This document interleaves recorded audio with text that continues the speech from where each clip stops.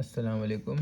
तो इसके पहले के पार्ट्स हमने क्वेश्चन नंबर 1 एक्सरसाइज 5.1 के 1 2 3 4 पार्ट हम ये कर चुके थे। ठीक है, अब हम पार्ट 5 और पार्ट 6 करेंगे। पार्ट 5 कैसे करेंगे आपको बताता हूँ। मैंने आपको वैसे ही बताया था, फैक्टराइजेशन मेथड से करेंगे। तो इस पर फैक्टराइजेशन करेंगे, इस पर फैक्टराइजेशन करेंगे, इस पर फैक्टराइजेशन करेंगे, और जो भी सबका कॉमन आ रहा होगा वो क्या कर देंगे, वो HCF आ जाएगा। जैसे पिछले क्वेश्चन किए थे ऐसी इसी तरह ये वाला क्वेश्चन है, कुछ भी फ़र्क नहीं है। तो सबसे पहले इसमें से आप टेक कर लो। पिछला क्वेश्चन करवाया था ना, ये याद है ना आपको, ये याद पर हुआ है।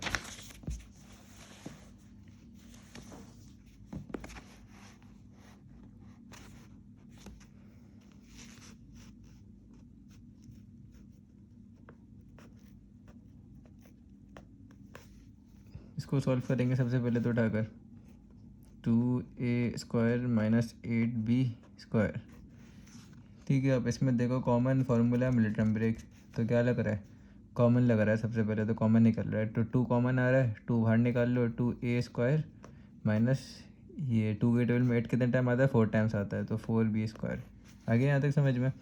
अब अंदर वाले पे फार्मूला लग रहा है, कौन सा फार्मूला लग रहा है, a² माइनस b²। तो सबसे पहले तो इसको पैक कर दो। पैक कैसे करते हैं आपको पता है, फिर उसी से तो पहचान देते हैं अंदर वाला क्या हो गया, ये a के ऊपर स्क्वायर माइनस b के ऊपर स्क्वायर। ये हमने कैसे पहचाना है कि ये वाला फार्मूला लग रहा है, ये हमने ऐसे पहचाना कि पहले ये 2 टर्म्स लिखी हुई हैं 1 और 2, तो 2 टर्म्स अगर लिखी हो बीच में माइनस लिखा हो तो कौन सा फार्मूला लगता है, a² माइनस b² वाला। ये मैंने आपको सिखाया हुआ है एक्सरसाइज 4.1 में, 4.2 में, तो आप वहाँ से सीखिए, समझ में आ जाएगा। तो 4 किसका डबल होता है, 2 का, और b² b, इसको भी पैक कर दिया डबल में। ठीक है, तो अंदर वाली चीज़ a होती है, यहाँ पे अंदर वाली चीज़ b हो गई। इस पर फार्मूला कौन सा लग गया, a² minus b² equals to a plus b a minus b। सही है।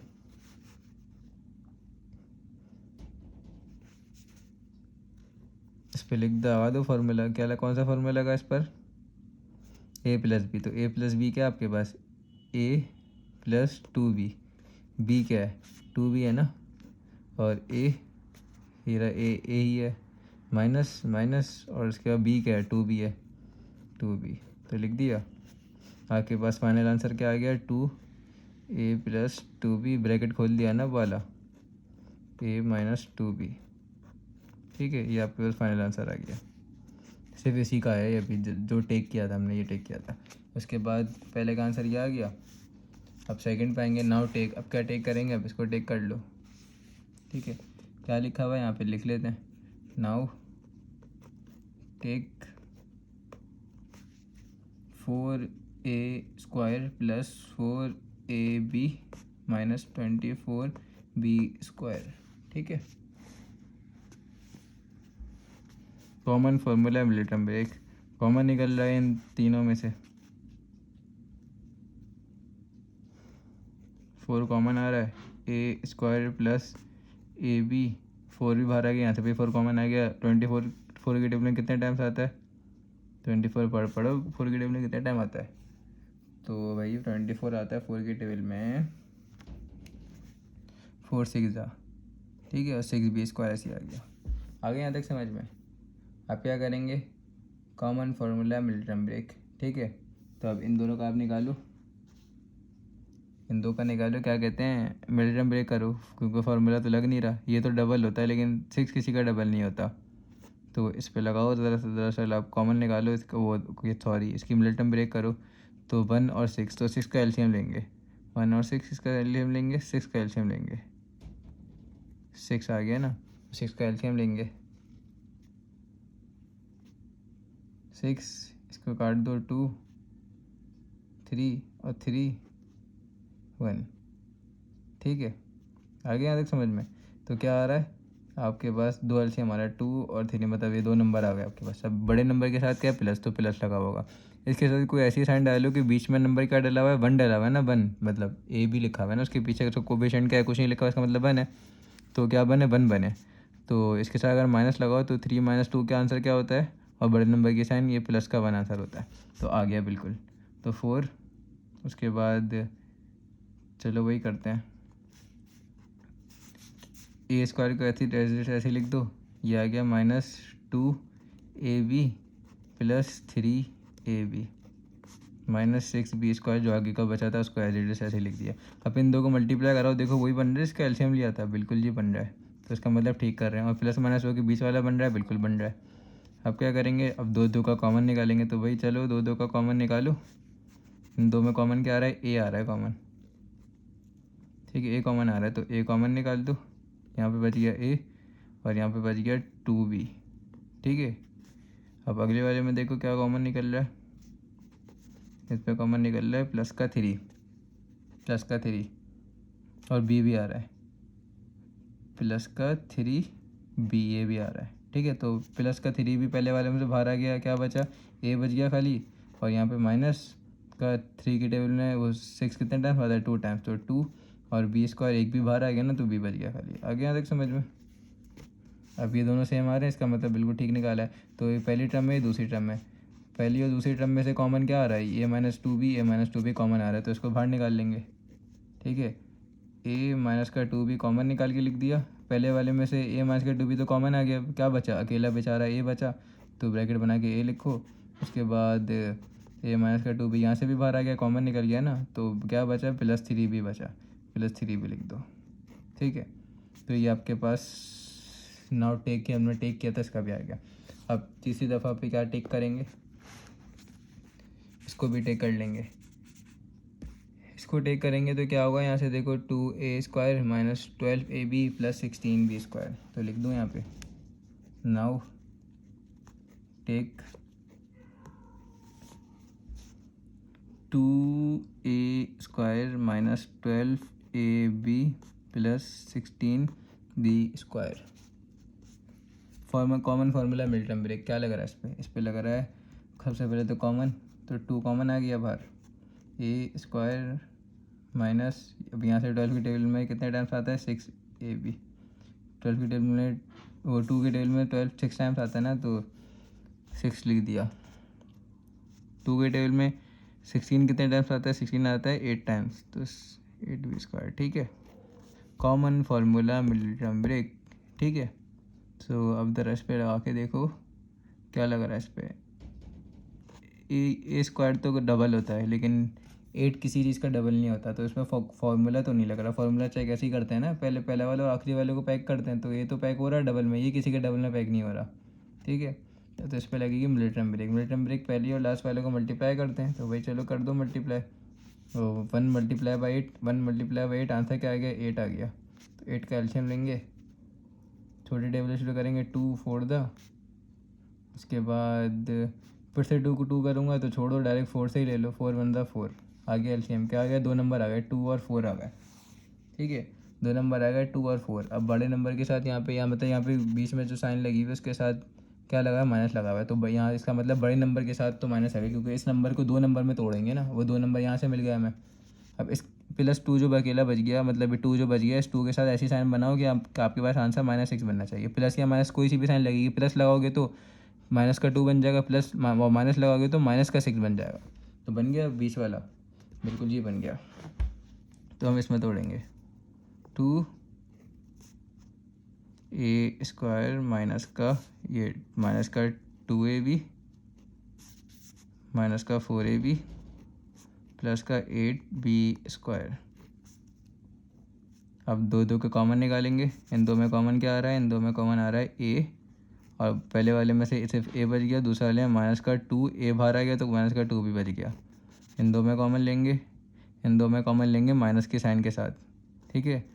4 भी कॉमन आ रहा है और b भी कॉमन आ रहा है, तो माइनस का 4 भी, हाँ ठीक है, माइनस का 4 भी कॉमन आ रहा है, तो लिख दिया। अच्छा माइनस क्यों कॉमन लिया, माइनस इसलिए कि बीच वाले की साइन बदलनी चाहिए ना, बीच वाले की साइन ये आनी चाहिए, ये भी जो आ रहा है ये भी चाहिए, वही चीज़ सेम आनी चाहिए, इस तरह से माइनस की साइन भी कॉमन ली। अब माइनस का 4 भी दोनों में कॉमन आ रहा था, तो माइनस का 4 भी कॉमन ले लिया।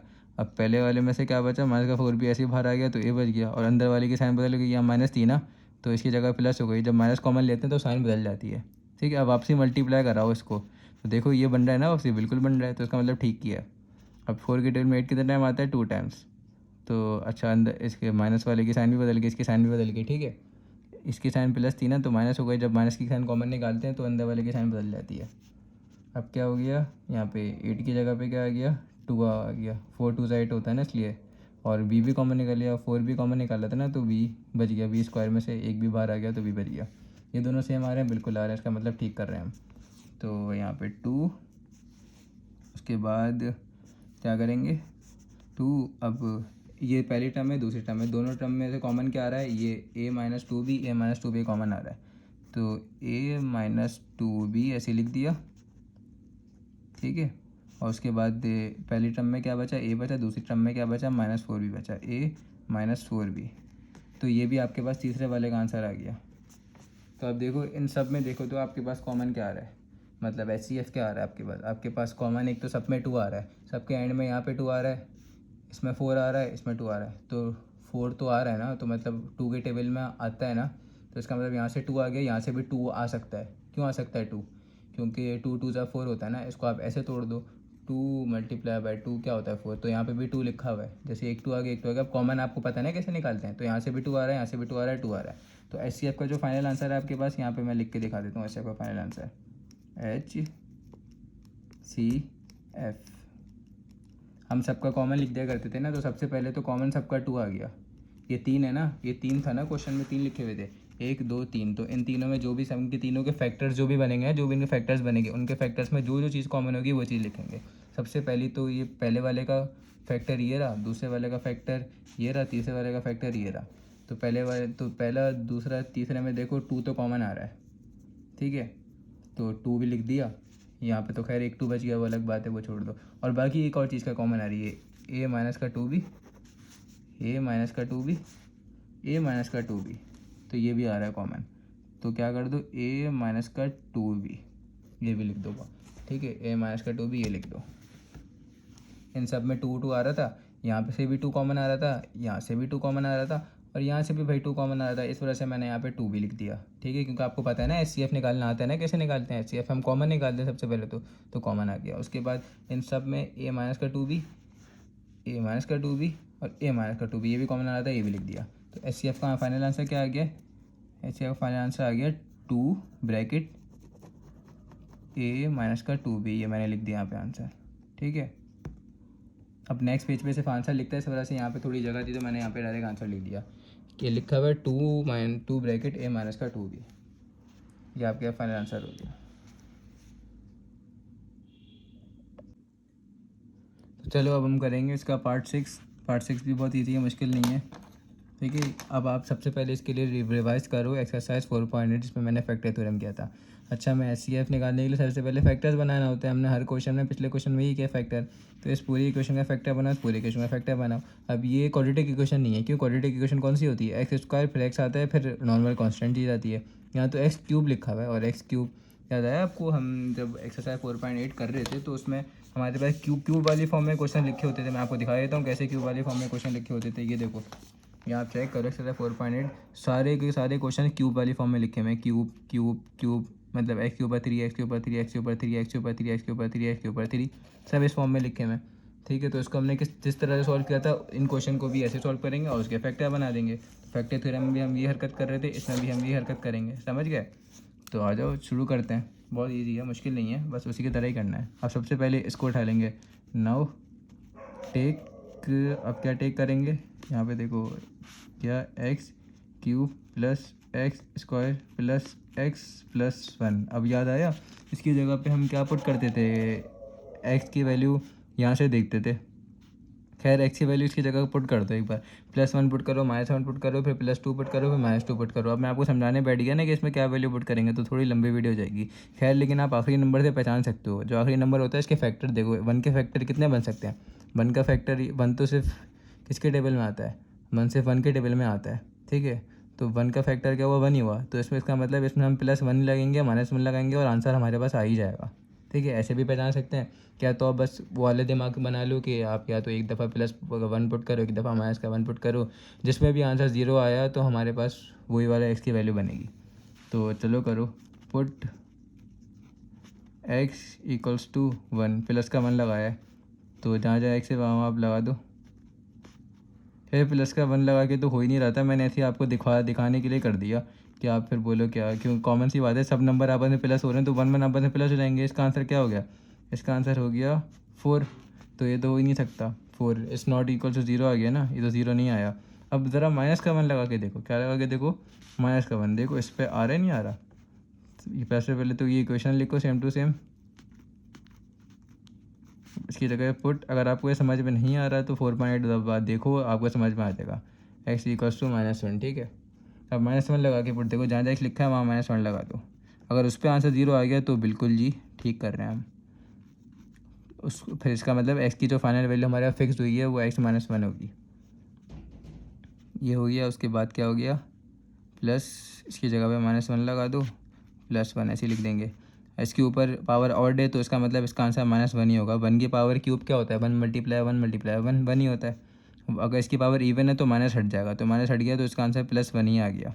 इसके ऊपर माइनस है तो मतलब बराबर है माइनस है, माइनस प्लस क्या होता है, माइनस होता है, तो माइनस हो गया, -1 ही हो गया।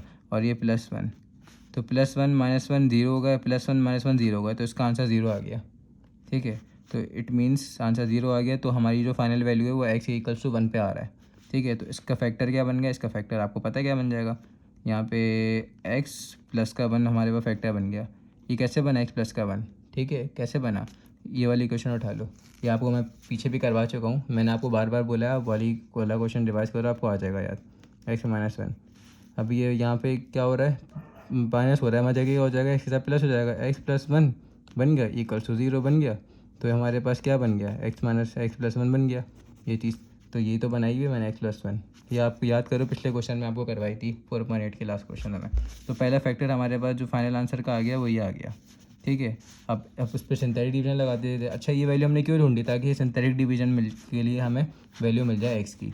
ऊपर से इसका पहला वाला फैक्टर भी मिल गया हमें x + 1। और सिंथेटिक डिवीजन पे आएंगे, सिंथेटिक डिवीजन के अंदर क्या वैल्यू डालेंगे, -1। और यहाँ पे क्या सी कौन सी वैल्यू लिखेंगे, यहाँ से देखेंगे जो अभी टेक किया है, ये टेक किया है ना हमने, ये टेक किया है। तो देखो इसके कोफिशिएंट देखो, इसका कोफिशिएंट 1 है, इसका कोफिशिएंट भी 1 है, इसका कोफिशिएंट भी क्या है 1 है, और ये कांस्टेंट नंबर है तो कांस्टेंट नंबर भी 1 ही लिखा हुआ है, 1 ऐसे ही आ गया। चैप्टर 4 की पूरी प्लेलिस्ट देखो, वहाँ पे मैंने सिंथेटिक डिवीजन की भी डाली हुई है वीडियोस, और फैक्टर थ्योरम की भी डाली है। फैक्टर थ्योरम कैसे होता है, ये फैक्टर थ्योरम है। अच्छा, पहले वाला 1 ऐसे ही आ जाता है सेम टू सेम नीचे। 1 × 1 क्या होता है, -1 होता है, क्योंकि -1 से मल्टीप्लाई हो रहा है ना। अब 1 - 1 करोगे तो 0 हो गया, -1 × 0, ये भी 0 हो गया, ठीक है। इसका आंसर यहाँ लिखते हैं। तो 1 + 0 करो 1 होता है, -1 × 1 करो ये -1 होता है। इसका आंसर हमारे पास 0 हो गया, रिमाइंडर का आंसर 0। इसका मतलब बिल्कुल ठीक करेंगे, रिमाइंडर का आंसर 0 आ जाए, इसका मतलब बिल्कुल ठीक कर रहे हैं हम क्वेश्चन। अब ये क्वेश्चन आ गया, क्वेश्चन क्या था, क्वेश्चन हमारे पास आ रहा है, पहला वाला क्या होता है, कांस्टेंट होता है, दूसरा वाला x होता है, तीसरा वाला x² होता है। तो ये हो गया x², ये हो गया +0x, ये हो गया कांस्टेंट ओनली 1। 0x वाला लिखते नहीं है, तो क्वेश्चन दोबारा से लिख दो लास्ट आंसर करके, ठीक है। क्वेश्चन क्या आ गया, अब इसकी पॉलिनोमियल x की फाइनल इक्वेशन बना दो, जो आपके पास आएगी क्या आएगी, p(x) = क्या आएगी, x + 1। पहले तो ये लिखते हैं क्वेश्चन, और ये जो फाइनल वैल्यू होती है दोनों की मिक्स करके लिखते हैं ना, आपको पता है ना, याद है रिमाइंडर थ्योरम, वो सॉरी रिमाइंडर थ्योरम नहीं, फैक्टर थ्योरम याद है ना, x + 1, और फिर ये पूरा क्वेश्चन एक साथ लिख देंगे, x² + का 1, ठीक है। तो आपके पास ये पहले वाली वैल्यू का आंसर आ गया, ठीक है, पहली वाली वैल्यू का आंसर आ गया। अब दूसरी वाली का निकालते हैं, दूसरा वाला ये रहा हमारे पास, ये रहा, तो इसका निकालेंगे। सभी बराबर वाले पेज पे निकाल लेता हूँ, फिर इन दोनों का एचसीएफ निकालेंगे, जो भी इन दोनों में कॉमन आ रहा होगा वो आपके पास एचसीएफ का आंसर हो जाएगा।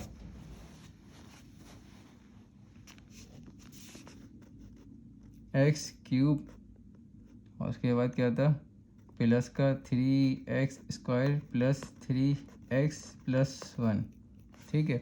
इसकी जगह पे अब x की वैल्यू उठाओ, x की वैल्यू कुछ भी लगाओ और आंसर 0 बनना चाहिए। तो कोई सी भी वैल्यू कौन सी उठाओ, पहले +1 उठाओ फिर -1 उठाओ। चलो इस दफ़ा -1 उठाते हैं, क्योंकि अपने माइंड में सबसे पहले करोगे, इसके इन सब की जगह 1 1 1 लगा दो, तो आंसर आपके पास 0 बन जाएगा। नहीं बनेगा का तो आपस में प्लस हो रहा है ना, नहीं बन सकता। अब अगर आप -1 लो तो फिर बन जाएगा, ठीक है। ट्राई कर लो, पुट x, अगर फिर भी -1 पे भी नहीं आ रहा हो तो -2 पे जाएंगे या फिर +2 पे जाएंगे, लेकिन हम नहीं जा सकते क्योंकि इसका फैक्टर हमें 100% पता है कि -1 पे बन जाएगा, ठीक है। पुट x की जगह पे क्या पुट किया, -1। चलो जहाँ जहाँ x से वहाँ -1 लगाओ, -1 के ऊपर क्यूब +3, -1 के ऊपर स्क्वायर +3, बस यहाँ x की जगह पे वैल्यू डाल रहा हूँ, -1 और यहाँ पे +1 लिखा हुआ है, ऐसे ही लिख दिया, ठीक है। अब 1 पावर ऑड है तो 1 मल्टीप्लाई 1 ये हो जाएगा -1 ही हो जाएगा, ठीक है। इसकी पावर इवन है तो इसका माइनस भी हट जाएगा और 1 की पावर 2 क्या बन जाता है, 1 हो जाता है, तो 3 मल्टीप्लाई 1 ऐसे लिख दूंगा, ठीक है। माइनस माइनस क्या होता है प्लस, तो 3 मल्टीप्लाई 1 -3 हो गया, ठीक है। और ये +1 ऐसे ही आ गया। इनको सॉल्व करो आगे, -1 +3 -3 +1, ठीक है। दो को सॉल्व कर दो, पहले इन दो को सॉल्व करो। इसका आंसर बनता है +2, इसका आंसर बनता है -2। कैसे? 1 - 3 2 होता है और बड़े नंबर की साइन आ गई, -3 +1 माइनस प्लस क्या होता है, माइनस होता है, ठीक है।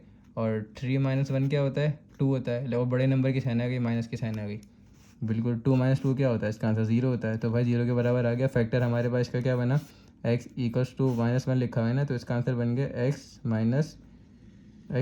ही बन गया इसका भी, ठीक है। x+1 सेम फैक्टर बन गया।